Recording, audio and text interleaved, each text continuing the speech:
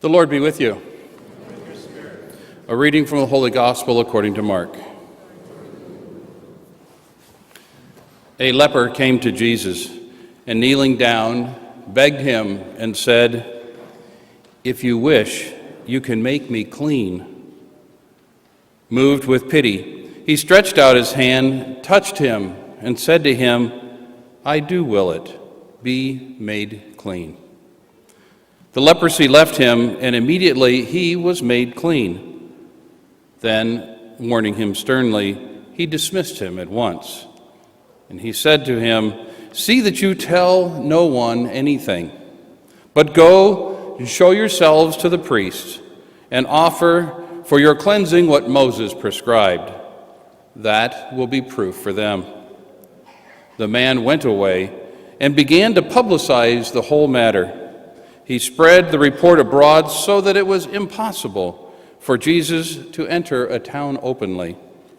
He remained outside in deserted places, and people kept coming to him from everywhere. The Gospel of the Lord. Praise to you, Lord Jesus.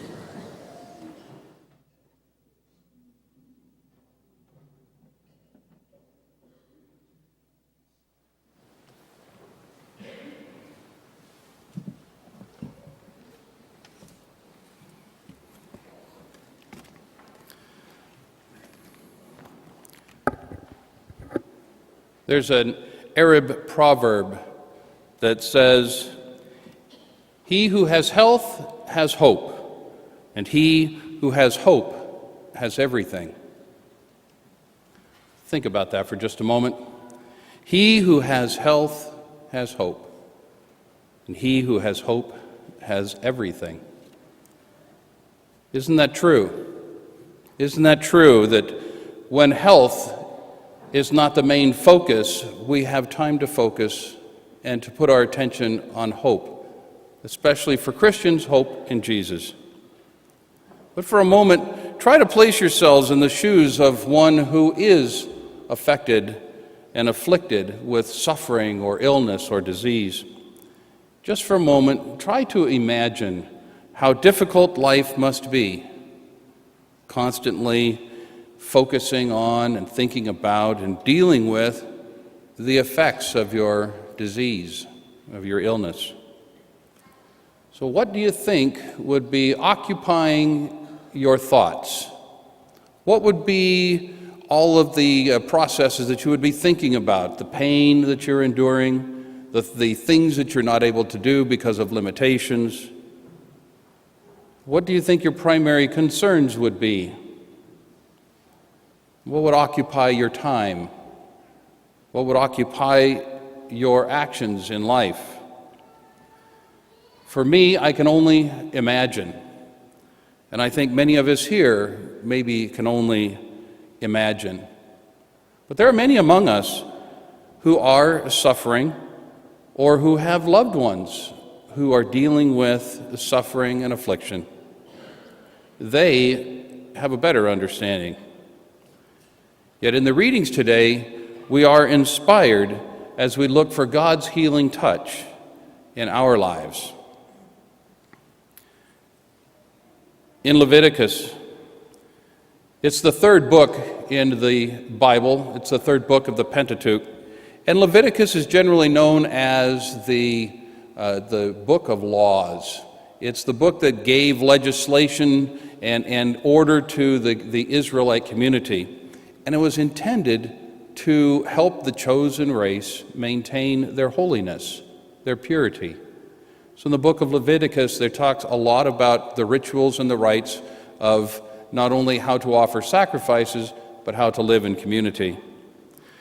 And in our first reading today, Leviticus tells us that the lepers were to separate themselves from the rest of society. This was a way that purity could be maintained among the Israelites. Whenever they were present amongst the public, the lepers were to announce themselves, "Unclean, unclean." And for those around hearing that would know that there were lepers in the area. And there was caution then to make sure that they weren't contacted or able to contact this disease and contract it themselves. So it was meant to protect the masses. But the result was a lower class or another group was developed, a kind of an unclean, unworthy, and dirty group of people were identified through this practice. Yet, people they still were. If we stop and think about those who were lepers, they were still Jews. They were still part of the chosen race. Yet they were ostracized because of the illness, because of the disease that they had. So in Mark's gospel, we hear the story of that afflicted leper coming to Jesus unannounced.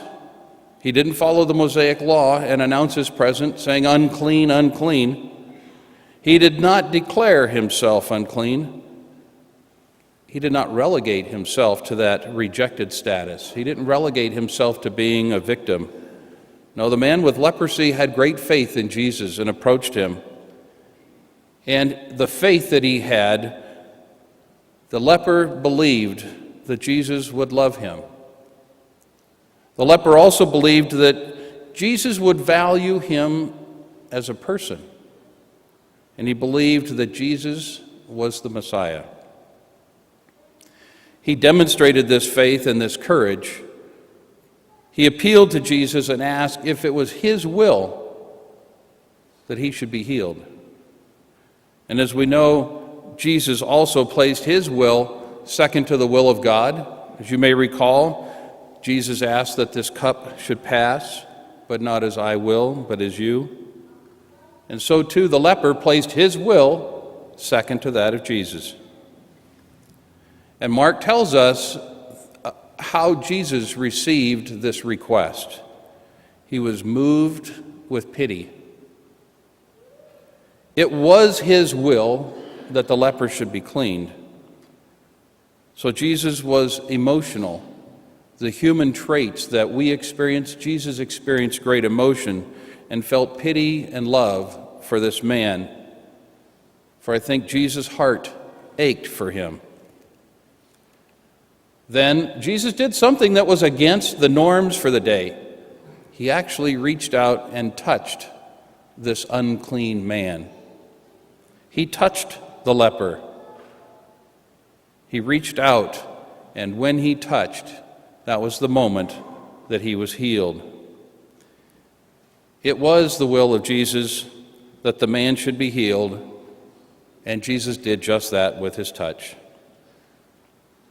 So in our lives, when we feel unclean, rejected, or broken, not worthy, when we have others tell us of our brokenness, of our unworthiness, this is when we're called to have faith and trust in God's healing powers and in his mercy.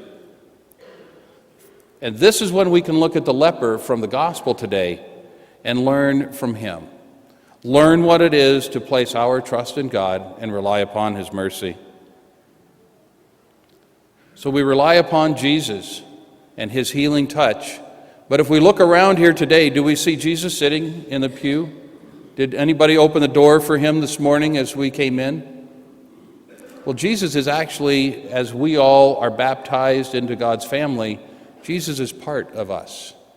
So yes, Jesus is present here this morning, present through each one of us.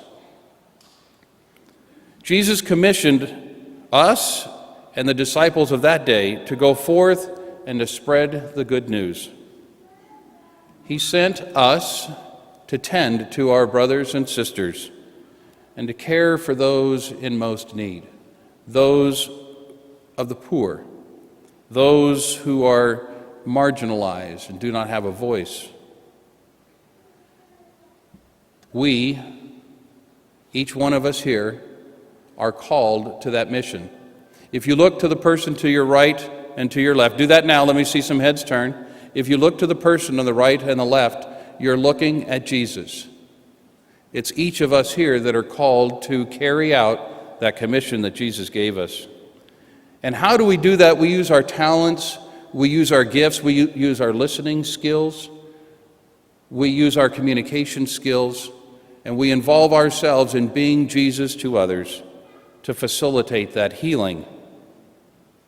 When we respond to this call and we provide our talents and our gifts to God and His service, we become the hands and feet of Christ. We become that vessel where healing can begin for others. The hands and the feet of Christ in action. Today we hear of the compassion and the love that Jesus brought to humanity. We also hear St. Paul tell the Corinthians, whatever you do, do for the glory of God. So our mission as church, our mission continues. We are obligated to care for others, for in doing so we fulfill Jesus' command. Last week, Father David explored the mission of the church and how we are involved in this mission even through 2,000 years later to today. Today's readings emphasize how we are part of God's plan, how we're part of His plan to bring about peace, to bring about love, and to bring about hope. We are part of the plan to help others find hope. So let us be involved in doing our part, bringing hope to others by helping others to be healthy in mind and in spirit, by being the hands and the feet of Jesus, and by tending to others to help bring hope. For remember the proverb, he who has health has hope, and he who has hope has everything.